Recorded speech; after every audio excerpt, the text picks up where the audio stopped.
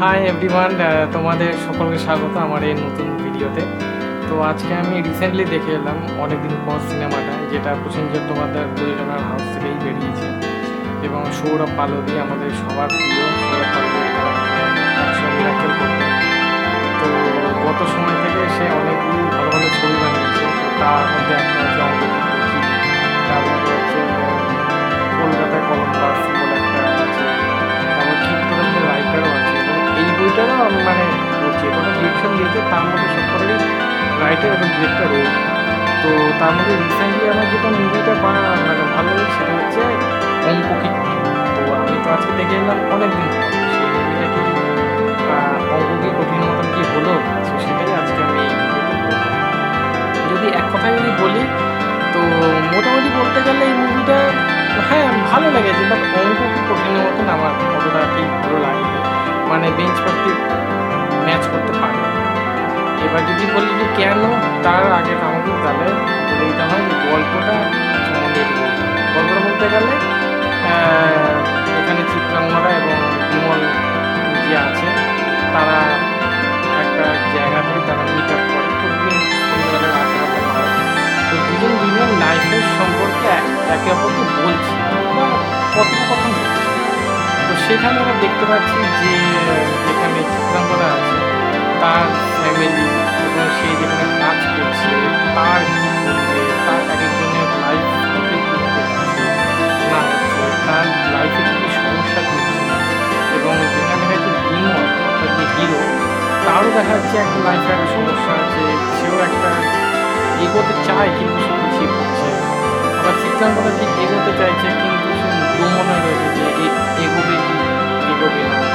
এবং সত্যি কথা বলতে গেলে লাইফে একটা চলতে গেলে একটা সত্যিকারে একটা পারপাস থাকে, পারপাস না হলে উনি ঠিক মানে কী বলবো লাইফের সামনের দিকে এগোতে গেলে কী জন্য এগোবে, কার জন্য এগোবে সেটা ঠিক তুমি বুঝে বা নিজেদেরকে মানে সেই জায়গায় জাস্টিফাই করতে হবে। যেমন জীবনটা যে চলছে বা জীবনটাকে আমি চালাচ্ছি বা আমি যে রোজ দিন উঠছি, অফিসে যাচ্ছি, মা বাবার সাথে কথা বলছি, অফিস থেকে আমি লাঞ্চ ব্রেকে একটা মুভি দেখছি, ওয়েব সিরিজ দেখছি, যাই করছি আমি, সেখানে যে পারপাসটা আছে কী জন্য আমি লাইফটা আমি এনজয় করছি, যে পারপাসটা ঠিকঠাক মতো না থাকে তাহলে সত্যি মানে জীবনটা হয়তো উপভোগ করে কোনো লাভ নেই। তো সেটাই এর আসল মানে, সেটাই এটা হচ্ছে মূল মন্ত্র। তো তার মধ্যে যেটা আমার প্লাস পয়েন্ট যেটা লেগেছে বা আমি যদি ভালো কথা যদি বলে থাকি সেটা হচ্ছে সবার অভিনয়।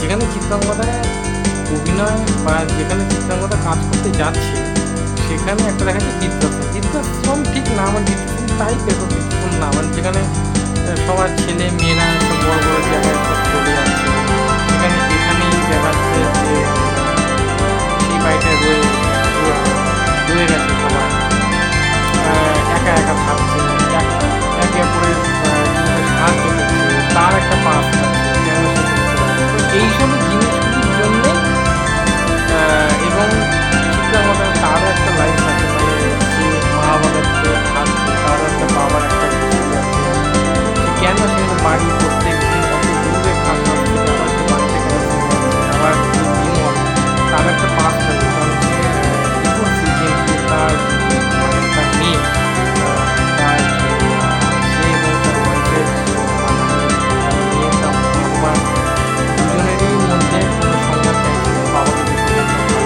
ভালোবাসে, বাবাকে যেরকম পাশে করতে চায়, তো সে ঝুটঝামেলা চায় না। তো এবার সে দেখতে যাচ্ছে যে চিত্রাঙ্গনা কেউ সে ভালোবাসে কিন্তু সে সামনে দিকে এগোতে একটা ভয় লাগছে। এবার লাস্ট একটা ক্যারেক্টার আছে, ওই ক্যারেক্টারটা মানে ইভেন না যখন সে কথাগুলি বলছে এবং যখন তার মানে সিনেমায় বা পর্দায় কাজে হয় দুজন সত্যি মানে মন ছুঁয়ে যায়। সেরকম যারা সিনেমা দেখি তাদের বুঝে গেলে ভাবতে হবে যতক্ষণ নিয়ারেস্ট সিনেমাটা দেখলাম ভীষণভাবে সুন্দরভাবে এবং আজকে আমি লন্ডন থেকে দেখেছিলাম। তো সেখানে সৌরভ পাল্লবীর ফিল্মের মধ্যে অনেক ফিল্মের তারা তো যার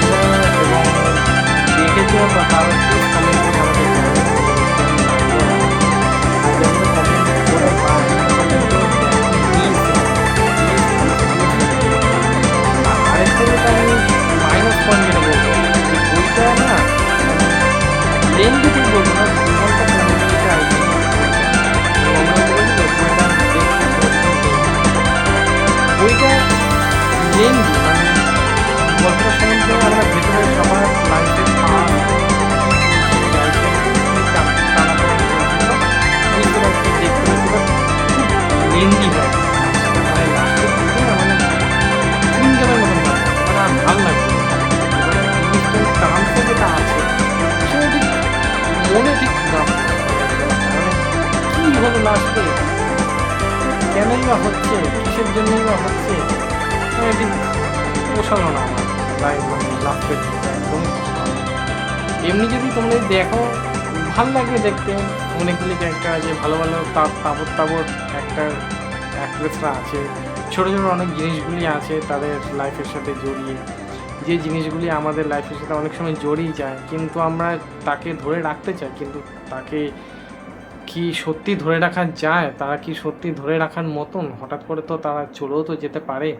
তো এইসব ছোটো ছোটো বিষয় নিয়েই হচ্ছে অনেক দিন পর সিনেমাটা, আমার তো এরকমই লাগলো যেটা তোমরা শুনলে। তো তোমরা কেমন করে জানলো প্লিজ চটাপট কমেন্ট করো আর আমাকে জানিয়ে দাও। আর যারা যারা আমার এই ইউটিউব চ্যানেলে আসছো প্লিজ প্লিজ প্লিজ লাইক করো, শেয়ার করো, কমেন্ট করো, এবার শেয়ার করো তোমাদের প্রিয়জনদের সাথে আমার এই ভিডিওটা, এবং যারা যারা আসছো প্লিজ একটু সাবস্ক্রাইবও করে দিও। Thank you, good night, sweet dreams, by.